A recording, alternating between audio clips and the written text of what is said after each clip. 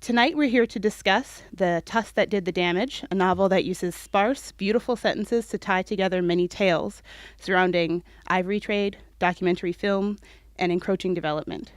Gravedigger, the elephant at the center of this tale, tramples the species that has so wronged him and then gently, respectfully buries the dead. So too this story of good intentions, greed, lust, hope, and fear pushes you to the breaking point and leads you back with its skillful control and assured direction. Our author, Tania James, lives here in Washington, D.C. and has previously published the novel Atlas of Unknowns as one of my favorite short story collections, Aerogrammes. Please join me in welcoming Tania James. Thank you. Hi, everybody. Can you hear me in the back? Yeah, okay. Thank you so much for coming on what I didn't realize was St. Patrick's Day until just now. So this novel revolves around an elephant who's sort of locally known as the Gravedigger. And he's inspired by an actual elephant that I'd read about who was in Assam and who would sort of bury the humans that he'd killed. But he'd also do these strange things, like he would carry the humans on his back for a mile beforehand before burying them, or he'd guard the burial sites and wouldn't let anybody take the bodies away. And and as many of you know, elephants have really complex grieving rituals. A lot of times it's common for herds to sort of visit and revisit the bodies of members of the herd that have died, and they'll sort of handle the elephant bones in this what seems like a really purposeful way. And I guess there was just something about the human burial story that kind of seemed like a bizarre distortion of what's really a tender and sort of sensitive act. And so, I was interested in elephants and kind of studied up on all these elephant factoids. But this particular elephant kind of interested me because there's something almost human about that kind of madness and the sort of logic behind it. So I started out really interested in elephants, but then I got interested in people who interact with elephants, and my research sort of took me to Karnataka and Kerala, which are in the south of India. It took me to Assam, which is in the north of India. And I interviewed, anybody who knew anything about elephants and who would talk to me. I interviewed elephant keepers and trainers and forest guards and forest officials and a veterinary doctor who would rescue abandoned calves and reintroduce them to the wild. And some of this stuff gets really dark and depressing. But one of the aspects of research that I actually really loved was reading folk tales. And almost every culture has some story about how elephants came to be and how their tusks came to be. And so I guess some of these myths kind of maybe seeped into my bloodstream. And I think, nowadays folktales, we associate folktales with fairy tales and with children and they sort of, are associated with a kind of rosier and simplified view of the world. But originally folktales were a way of explaining the natural world, and they often had really dark undercurrents to them. And I mean, I learned this a couple years ago, but the original Sleeping Beauty actually culminates in this scene of what I'll call narcophilia between Prince Charming and Briar Rose, which was, removed from the Disney version, thankfully. But anyway, I guess what interests me about folktales is that combination of the dark and the whimsical. And so I sort of thought, why not write a folktale of my own? And even though the rest of the novel is grounded in this sort of recognizable present-day reality, there is a sort of myth in the middle of it, which I hope sort of illuminates the themes in the rest of the novel, even though it has these sort of magical elements. So I'm going to read from the first half of that folktale, and the one thing I should tell you is that cow elephants are female elephants and bull elephants are male. Long ago, in the time before tusks, every bull elephant had wings. Taloned, scaly, latticed with veins, they carried the males through the air, while the cow elephants watched from below with casual interest. Such feats they performed in mating times, such aerials and dives, until the sage ruined everything. The sage resided in the dark heart of the woods, a puckered, pious grump who kept mostly to his own. One day, while the sage was praying, a flying calf dropped a fowl load on his head. Set on having the last word, the sage cursed all elephants to a flightless life. In a matter of days, every elephant wing withered and shrank to a tissuey translucence and molted away. Elephants leapt and fell, their thuds, their shrieks of anguish, silenced even the chattiest of birds for miles. One of the elephants, we shall call him the elephant, attempted to negotiate with the sage. As usual, the sage was in a temper, but he heard the elephant out. "The tiger has its stripes," the elephant complained. "The peacock has its tail. The gaur is so ugly you can't tell his rump from his face, but at least he has horns." "What do you want from me?" said the sage. "The wings, O holy sage, the wings were our best thing." "Don't oh holy me," said the sage. "Even if I wanted to reverse the curse, which I do not, I cannot. What's cursed is cursed." "Can't you give us something else, then?" the elephant said. "Something beautiful and mighty of our own?" After much flattery and blather, the sage relented. He poured a fistful of dirt into a cloth pouch. "Rub a pinch onto your upper teeth," he said, "and see." The elephant did as he was told, and by next morning 2 of his teeth had grown into swooping, sparkling tusks of ivory. At first he was unimpressed. They were beautiful, but useless, unlike the broad armor of wings. But the cow elephants found the tusks quite handsome. The other bulls, noticing this, powdered their own teeth with the sage's dust, and soon almost every forest bull had tusks of his own. Rumor of the tusks reached the Rajah, who invited the elephant to the palace in order to see these twin miracles for himself. In preparation, the palace floors were polished to a high sheen, the front steps demolished and rebuilt wide enough to fit an elephant's foot. Up the steps the elephant went, the crowds of commoners cheering down below. Inside the palace, the nobles went up in flaming fits of admiration. Even the Rajah teared up at the sight. Such a mighty creature, and those tusks, those amazing, impossible tusks. They fed the elephant pomegranate and silky custard and honeyed milk, anything he requested. The elephant had a grand time, and drowsy with sugar and pleasure, he accepted the Rajah's offer to stay overnight in the temple, which was the only structure with ceilings high enough to contain him. The next morning, when the Rajah came by, the elephant began to say his farewells, but the Rajah begged him to stay one more night, as a neighboring prince had heard of the tusks and was just now on his way to the temple. The elephant consented, for who could say no to the Rajah? Day after day the Rajah came with another request, and as visitor after visitor passed through the temple, the elephant began to worry. One night he tested the temple gates and found them locked. The next morning he woke to find his ankle chained. And so, over the years, hundreds of people came to lay fruit at the feet of the Rajah's elephant. They honored him in song and sculpture and painting. Children demanded toy elephants with finger-length tusks, and like the children, every Rajah wanted a tusker of his own. They sent hunters into the forests who dug deep pits, then covered them with branches and baited fruit. In time, no respectable royal menagerie was without a half-dozen tuskers. The temples followed suit. But none was as beloved as the very first tusker, whom the Rajah cast in a silver coin, so that he might be honored to the end of days. The forest elephants decided that the sage would have to pay. Chief among them was the All-Mother, who searched the darkest leafy depths until she found the cave in which he had been hiding. One evening, as he tiptoed out, she swatted him to the ground and pinned him beneath the plinth of her foot. The sage wriggled and screamed. "Keep it up," she said, "and I'll stamp another hole in your head." The sage took shallow breaths.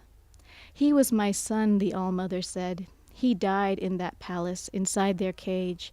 They burned his body in their heathen way, even his bones. How am I to grieve for my dear one without his bones? How, the sage said, unable to continue until the All-Mother removed her foot from his chest. How did you know of the burning? I smelled his ashes on the wind, she said. The sage plopped onto his stone, head in his hands.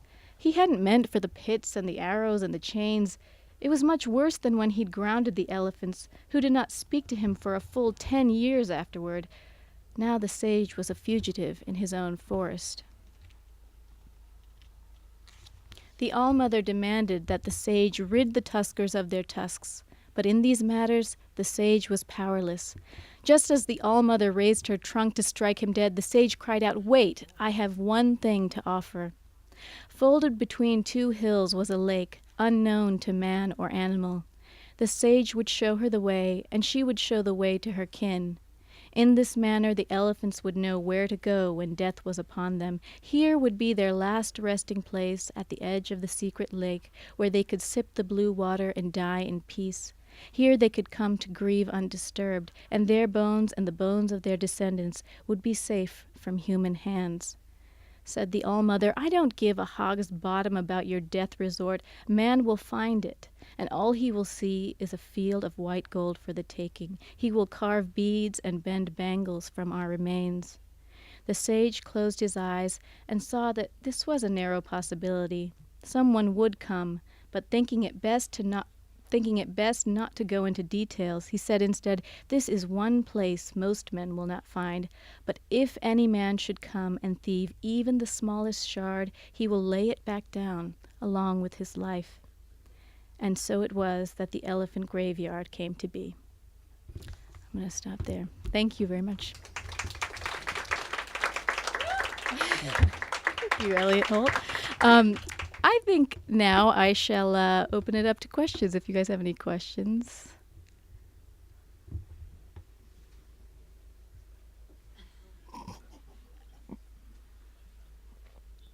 You have a question? No? Yeah. If you have a question, there's mics Up here and on either side, too. So I have a question about, our memorable narrator, or not exactly narrator, but, we have different mindsets in the book and we get in the mind of different people. But with Gravedigger, was that something that you were anxious about getting into that mind and writing that down, or was that just like another character for you and you were ready to go? No, I definitely had that sort of a workshop rule, not to anthropomorphize. Yeah. Don't cross that line. Although a lot of people have, but usually it's in a kind of fantastical way. Like Kafka's A Report to an Academy is from the perspective of an ape, but it's very kind of it sort of has a kind of I don't want to say whimsy, but it's Freedom. not. Yeah, it has a freedom. That's a good way to put it. I was attempting a kind of psychological realism, I guess, that I was attempting to create a work within the interiority of an elephant based on knowledge I was learning about elephant behavior. And I think at first I was sort of resistant, so I tried writing it from a first-person perspective, kind of like Report to an Academy, but I was also working with these other voices, which were more grounded in a contemporary world, so it didn't quite seem to mesh. And then I tried to write from characters around the elephant. But, ultimately, I think the more I sort of was learning about elephant behavior, the more it seemed to me that this term of anthropomorphism is a little bit based on kind of outdated notions of what animal traits are versus what human emotional traits are. And so, it was kind of challenging at first because, I think there is this tendency to sort of project human emotion onto animals. It's just a natural part of human nature to try to empathize. But I tried to kind of acknowledge the limits of what I could know, and I tried to think about the limits of what elephants can feel and experience. For example, elephants have terrible vision. They have an excellent sense of smell. So the way they kind of identify humans or each other a lot of times is through smell. And much more. I mean, I think humans experience the world in a very visual way, or at least when we're, especially in writing, I think writers tend to kind of describe the visual more than anything else. Sometimes to the, you just get a lot less of the other side, the other sort of sensory traits. So it's sort of about acknowledging the limits, but also kind of, exploiting the other aspects. And so, there's the vision. There's just I just tried to think about. I mean, I just tried to when I felt like it was getting a little too not sentimental, but a little too imaginative, I would try to jump into the mindset of a human that was dealing with this elephant and use them as a sort of indicator as to what the elephant was feeling. Thank you. Yeah.